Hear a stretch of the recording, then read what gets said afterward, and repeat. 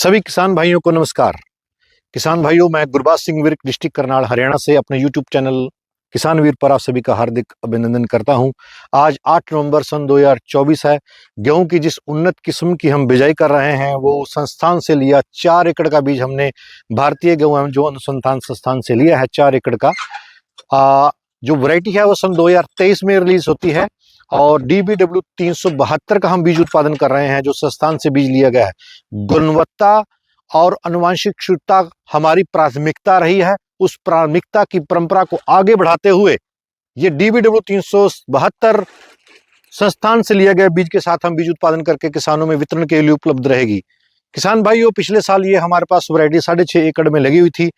हम अपना अनुभव और इस वैरायटी का जो पैकेज ऑफ प्रैक्टिस है वो आपके साथ साझा कर रहा हूं। पिछले साल अप्रैल 2023 में जब हार्वेस्टिंग होती है तो किसान भाइयों जो उत्पादन की बात करते हैं तो इस वैरायटी ने सभी को चुकाया।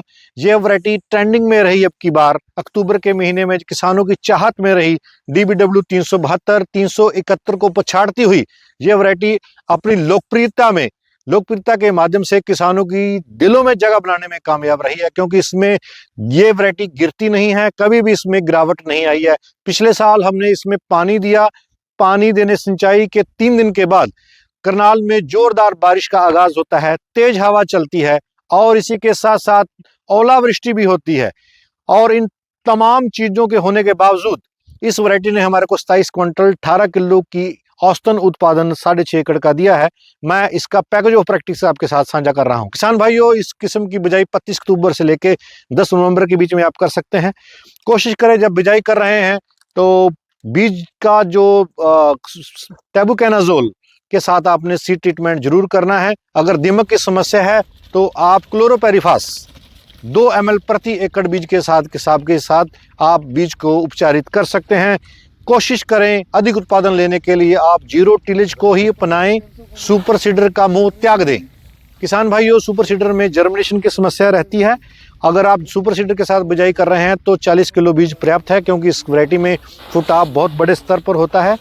दूसरी बात, अगर जीरो टिलेज के माध्यम से बिजाई कर रहे हैं तो आप 35 किलो बीज भी अगर ड्रिल के माध्यम से बिजाई कर रहे हैं तो ये पर्याप्त मात्रा में है।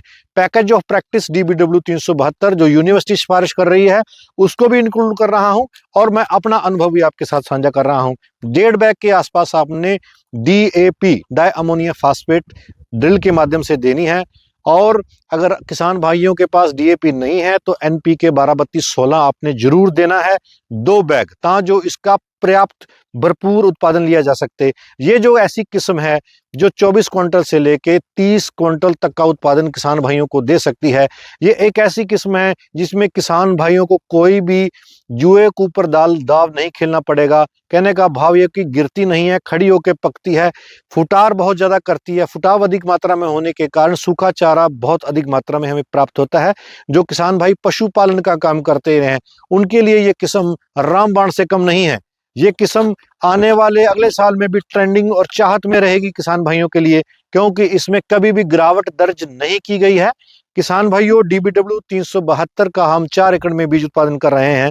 और किसान भाइयों, ध्यान रहे कि जब आपकी फसल 21 दिन पर आपने इसका पानी देना है और 3 बैग के आसपास प्रति एकड़ के हिसाब में आपने इसमें यूरिया जरूर देना है। जैसे ही आपका यूरिया साथ में लग रहा है 35-40 दिन के बाद आपने इसमें स्प्रे देना अनिवार्य है।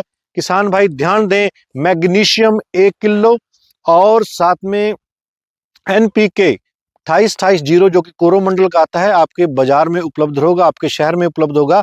उसके आपने 2 स्प्रे जरूर देने हैं और 1 स्प्रे आपने NPK 12-32-16 जो सा आता है, सॉरी NPK 13-0-45 आपने गाभे की अवस्था में देना है। और साथ के साथ आपने टेबुकोनाजोल, फोलिक्योर, कस्टोडिया या एमिस्टार टॉप वाला जो मॉलिक्यूल है उसको भी आपने स्प्रे बालियां निकलते समय जरूर देना है। किसान भाइयों, इसमें लेहोसिन करने की स्प्रे आवश्यकता नहीं पड़ती है। संस्थान इसके ऊपर बोलता है लेकिन आपने नहीं करनी है, लेहोसिन की स्प्रे नहीं करनी है। इसका कद जो सा है वो 96 और 100 सेंटीमीटर के बीच में है और इसमें बिल्कुल भी गिरावट नहीं होती है, गिरती नहीं है और किसान भाइयों को अधिक उत्पादन देने में काफी सक्षम वैरायटी रही है। किसानों की आर्थिक स्थिति को मजबूत करने में और किसान भाइयों को एक फिक्स्ड उत्पादन देने में, सूखा चारा और अनाज का एक फिक्स्ड जो उत्पादन है वो इस वैरायटी में देने में सार्थकता सिद्ध की है। DBW 372 अब की बार बहुत ही ट्रेंडिंग में रही, चाहत में रही। हमारे पास 200 क्विंटल के आसपास बीज था जो किसानों में हमने वितरण किया है। आज भी बहुत सारे किसान भाइयों के फोन आते हैं DBW 372 के लिए, लेकिन किसी कारणवश समाप्त होने के कारण बीज की उपलब्धता नहीं है, उसके लिए हमें खेद है। लेकिन हम आपसे वादा करते हैं कि जो ये किस्म है इसका बीज अगले साल तक आपको भरपूर मात्रा में हम देने का प्रयास करेंगे। किसान भाई ध्यान दें, बिजाई करते समय जो छोटे छोटे पहलू हैं उनके ऊपर, एक एक पहलू के ऊपर ध्यान दें। बिजाई करते समय गुल्ली डंडा और चौड़ी पत्ती के जो खरपतवार हैं उनके लिए पेंडामेथिलिन और अवकीरा, मोमीजी और अब बहुत सारी कंपनियां ये मॉलिक्यूल लेके आ गई हैं, तो किसान भाई किसी का भी चुनाव कर सकते हैं। तो उसका आप 72 घंटे के बीच में स्प्रे करना होता है, लेकिन मैं किसान भाइयों को ये बोलूंगा कि आप कोशिश करें 24 घंटे के बीच में ही स्प्रे करने का, ताकि जो गुल्ली डंडा और चौड़ी पत्ती के जो खरपतवार हैं उनके ऊपर पूर्ण रूप से नियंत्रण किया जा सके। ये तमाम किस्में आपके साथ मैंने साझा करी हैं। किसान भाइयों 3 से 4 सिंचाई और मौसम के अनुसार इसमें 5 सिंचाई भी लग सकती हैं अगर बारिश नहीं होती है। तो ये तमाम बातें मैंने पैकेज ऑफ प्रैक्टिस DBW 372 के लिए की हैं। किसान भाइयों, इसका उत्पादन किसान भाई 24 क्विंटल से लेके 30 क्विंटल तक उत्पादन आसानी से ले सकते हैं। ये बहुत बढ़िया किस्म है जो कभी भी गिरती नहीं है। इसके साथ मैं वार्ता को विराम देता हूँ। जय जवान जय किसान।